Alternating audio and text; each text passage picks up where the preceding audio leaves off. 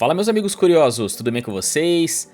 Pessoal, hoje a gente vai falar aqui um pouco sobre as escolhas das provas que a gente passa, inclusive estamos passando neste momento, neste planetinha azulado ao qual estamos encarnados no momento. Eu vou usar como referência, acho que a maior referência de todas, inclusive, né, para quem estuda aí a espiritualidade e o próprio espiritismo, que é o Livro dos Espíritos. Então eu marquei algumas questões ali do Livro dos Espíritos relacionado, claro, a esse tema. Não vou ler a resposta inteira, tá? Não vou ler tudo sobre esse tema que tem lá no Livro dos Espíritos. Como eu disse, a ideia é a gente repassar por alguns trechos de algumas questões relacionadas e aí a gente fazer uma reflexão em cima disso. Beleza? Sem mais enrolas, vamos direto ao que interessa. Ah, mas claro, antes que eu me esqueça, deixa eu botar pra rodar aqui, ó. Se inscreva no canal e dá uma curtidinha no vídeo, hein? Vamos ajudar a divulgar esse conteúdo espiritualista para mais pessoas. Mas agora sim, sem mais enrolas, vambora. Olha só, gente, pergunta 258 do Livro dos Espíritos. No estado errante e antes de começar nova existência corpórea, o espírito tem consciência e previsão das coisas que lhe vão acontecer durante a vida? Resposta: ele próprio escolhe o gênero das provas, o gênero de provas que deseja sofrer, e nisso consiste o seu livre-arbítrio. Olha que interessante, gente. Ali deixou muito claro que o livre-arbítrio, que talvez é o maior pilar de todos aqui, pelo menos na minha visão, é um dos maiores pilares, né, que a gente tem, né? Ou seja, tudo que acontece no final das contas é nossa responsabilidade, tá ligado diretamente ao nosso livre-arbítrio, inclusive as provas que a gente tá passando, né? É claro que ao mesmo tempo ali foi uma resposta de forma genérica ou geral, digamos assim, mas a gente sabe que tem casos e casos, né? Então tem situações, por exemplo, que a pessoa desencarna e lá do outro lado ela acaba, vamos colocar assim, não estando madura o suficiente para conseguir participar diretamente das escolhas das provas que ela deve passar aqui na Terra, né? Então nesses casos específicos, assim como um pai tem que muitas vezes pegar na mão e levar o filho na escola quase à força, né? Porque o filho não quer ir para a escola, mas o pai sabe que ele tem que ir para a escola, ele tem que passar por aquela X situação, ele tem que fazer a prova para evoluir. A espiritualidade também não é diferente. Quando o espírito não está preparado, não tem o mínimo de discernimento necessário, digamos assim, para participar dessa escolha, aí ele não vai participar. Mas o padrão, como está escrito no próprio Livro dos Espíritos, sim, né? O espírito participa da escolha. Vamos aqui para a próxima pergunta. De novo lembrando, tá, gente? Eu não vou repassar por toda a resposta, não vou repassar por todas as perguntas relacionadas. Eu destaquei algumas aqui pra gente fazer uma reflexão em cima, mas claro, se você tiver interesse, se você não fez isso ainda, eu recomendo, inclusive, busque o Livro dos Espíritos. O que não falta são versões, inclusive, gratuitas aí pela internet, tá, gente? Então, é a obra primária, na minha visão, assim, né? Eu acho que para quem tá buscando espiritualidade, independente de qualquer religião e do próprio espiritismo, eu acho que é uma obra que esclarece bastante. Mas vamos lá. Se o espírito pode escolher o gênero das suas provas que deve sofrer, o gênero das provas que ele deve sofrer, seguir-se-á, tem umas palavras difíceis aqui, né?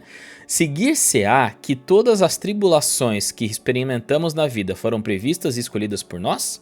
Bom, para resumir essa pergunta aqui, né, que tem algumas palavras meio difíceis.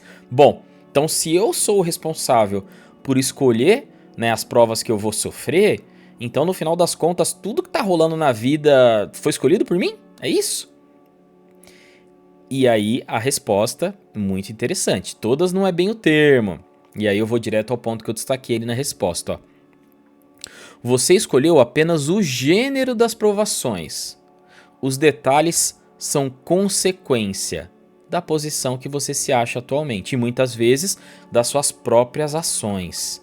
Aí deixa eu voltar aqui agora pra gente comentar, galera. Ó, veja, a gente, por exemplo, não vai programar. Às vezes a pessoa fala assim, pô, já vi perguntas assim, ó.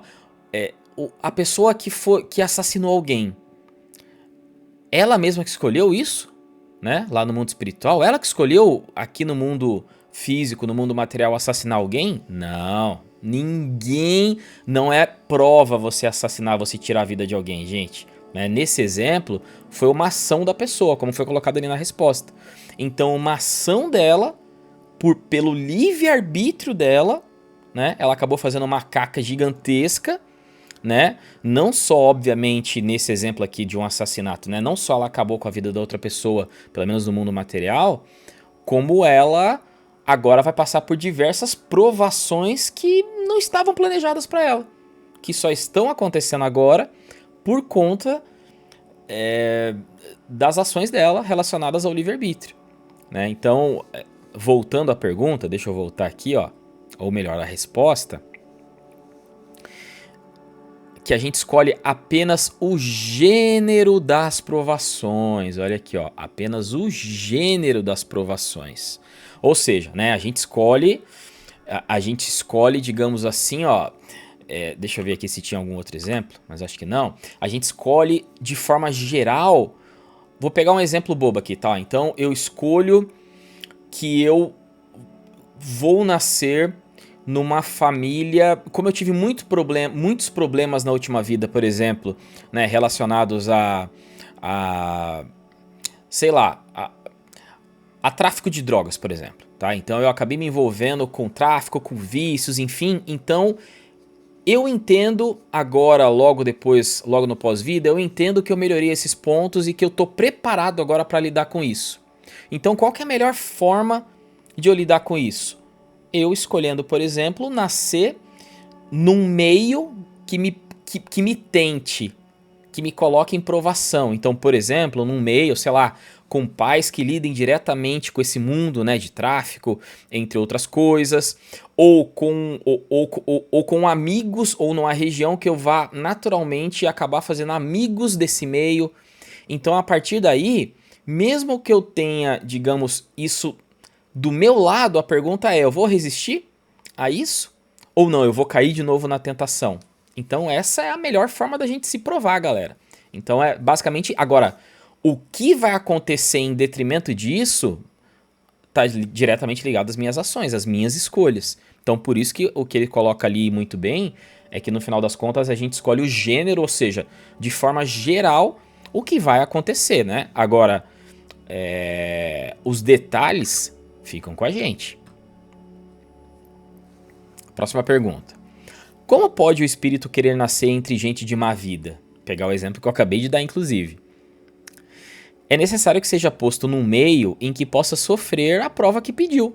Pois bem, é preciso que haja analogia. Para lutar contra o instinto do roubo, é indispensável que se ache em contato com gente dessa espécie. Exatamente o ponto do exemplo que eu comentei há pouco, gente, que eu acho que eu não consegui me expressar muito bem, mas aí tá bem resumido, né? Então, no final das contas, como que eu posso me provar se eu realmente aprendi a não roubar mais, por exemplo, né? Numa situação que eu tenha roubado, que eu tenha sido um ladrão numa vida passada. É exatamente me tentando, porque se eu me colocar, sei lá, numa vida de alguém que nasceu em berço de ouro, por exemplo, que já nasceu numa família rica, né, e que sempre ganhou de tudo, isso não é prova. Eu não tenho por que roubar. Agora, numa situação que eu de fato tenha necessidade, não vou nem colocar porque roubar não é necessidade, mas que eu seja colocado num meio, como foi colocado ali, com gente dessa espécie, para simplificar aqui a coisa. E aí, como é que eu vou agir? Ah, mas a pessoa aí ela vai ser influenciada. Sim, a gente é influenciado no dia a dia aqui. A grande questão é como a gente lida com isso. O ser influenciado é diferente de ser obrigado, gente. Volta ao grande pilar que eu comentei no início aqui, o livre-arbítrio. Sempre a nossa escolha, sempre. Vamos para a próxima aqui. Opa, que agora travou? O que aconteceu? Aqui. Legal. Acho que essa daqui é a última que eu vou ler aqui. Depois a gente só faz umas considerações finais. O que guia o espírito na escolha das provas que ele queira sofrer? O que guia a gente a escolher as provas, afinal de contas? Então eu destaquei a resposta inteira aqui, né? Que eu achei bem interessante, ó. Ele escolhe de acordo com a natureza das suas faltas, ou seja, das cacas que ele cometeu na última vida. As provas que o levem a espiá-las e o façam progredir mais depressa. Uns, portanto, impõem a si mesmo uma vida de misérias e privações, a fim de tentarem suportá-las com coragem. Outros querem experimentar as tentações da riqueza e do poder, muito mais perigosas pelo abuso e mau emprego que dele se possa fazer, e pelas paixões inferiores que uns e outros desenvolvem. E outros, finalmente, querem ser provados nas lutas que terão de sustentar no contato do vício. Gente, vocês veem que óbvio que tem diversos cenários, né? E aqui eles colocaram talvez um dos mais clássicos, né? Como que a gente lida... Como que a gente... Um ponto que eu vivo falando em diversos vídeos, que é, né, acho que um dos grandes ensinamentos aí de Buda, que é a dor existe, mas o sofrimento é opcional. Em outras palavras, a gente está no mundo encarnado no momento em que a dor, em que o sofrimento... Não a dor literalmente muitas vezes, né? Mas vou colocar como dor coisas do dia a dia que acontecem. Isso é normal e faz parte do nosso dia a dia. Inclusive doenças, inclusive, enfim, miséria, infelizmente em muitos casos. A grande questão é como a gente vai lidar com isso. Vou voltar à resposta ali que foi dada para essa questão, ó. O grande ponto é como a gente lida com isso. A gente vai suportá-las, como foi colocado na resposta ali. A gente vai suportar essas misérias e privações com coragem ou só reclamando o tempo todo? Isso é uma prova, gente. É uma prova, né? Assim como a questão que muitos não pensam sobre isso, mas riqueza e poder são grandes provas. Tá? Então, se não todos, a grande maioria dos ricos, milionários ou pessoas muito poderosas ou muito influentes, né, ou muito famosas, elas estão passando por provações. Ah, mas elas não passam a necessidade. Mas aí a gente está olhando para o mundo material. Não estou falando de... Veja que provação no final, galera, que às vezes o pessoal confunde, provação quer dizer sofrimento. Não, provação quer dizer provação. Quer dizer eu ser provado para mim mesmo que eu aprendi alguma coisa. Então, nesse exemplo de pessoas ricas ou com poder, elas podem estar passando por provações, de novo, né, para elas se colocarem em prova que em outra vida que elas tenham abusado do poder, nessa vida não, elas vão fazer diferente. E essa é a prova delas. Agora, se vão passar ou não, mais uma vez, depende das ações. Livre-arbítrio, né? Mesma coisa relacionada, ou algo parecido relacionado com o último exemplo que foi dado na questão sobre o vício, né? Eu fui uma pessoa viciada na última vida, eu me tratei no próprio mundo espiritual, e eu cheguei num momento que eu falei, cara, eu me libertei desse negócio. Não vou mais me envolver com drogas, eu acho que eu superei e tá tudo certo. Beleza. Como que eu tenho certeza? Mais uma vez, vou ser colocado em prova, venho para o mundo material, sou colocado num ambiente propício para isso, vou ser influenciado por amigos, por família, ou sei lá por quem, para entrar nesse mundo, e a questão é como eu vou lidar com isso. Isso acontece, gente, você que está vendo esse vídeo aí agora, provavelmente já conheceu alguém, ou você mesmo, né, já passou por isso, ou já conheceu alguém que foi envolvido diretamente, mas no final das contas, você que decidiu, né? Ou melhor, a escolha está com você, né? Se você, por exemplo, segue o caminho dessa pessoa que você conhece, ou que a pessoa que tentou te influenciar, ou se você, por discernimento, pelo seu livre-arbítrio, por todo o conhecimento que você tem, se você segue outro caminho. Eu, quando criança, com uns 13, 14 anos, adolescente já, na verdade, morava em São Paulo, hoje eu moro em Curitiba, morava em São Paulo e eu costumava jogar, conhecia um pessoal, né, ali da vila que eu morava, e um pessoal mais velho já, de 19, 20 anos, me chamaram para jogar futebol durante um tempo com eles. E aí a gente ia jogar meio longe de onde eu morava, então a gente ia de carro. E aí, a grande maioria dos dias que a gente ia no carro, eles iam enrolando baseadinho aqui, não sei o que lá, iam fumando, entre outras coisas. E me ofereceram várias vezes. E eu recusei todas as vezes. Porque eu sou um santo? Porque não. Porque simplesmente eu entendia que aquilo ali é errado, cara. Aquilo ali não é legal. Não é legal. Então eu não vou me envolver naquele negócio. Eu poderia, por livre-arbítrio, ter escolhido entrar. Ah, me dá um traguinho desse negócio aí, vai. Tá todo mundo fazendo, por que eu não vou fazer? A gente costuma ir na onda, né? É um padrão nosso. Mas eu segurei a minha onda e nunca toquei num cigarro daquele. Então, foi uma das escolhas que eu fiz na minha vida. E fiz outras trocentas erradas, inclusive. Né? Acho que o errar e acertar faz parte. Mas no final, volto ao ponto. Errando ou acertando, a escolha sempre é nossa. E as consequências também. A gente só colhe o que a gente planta, basicamente.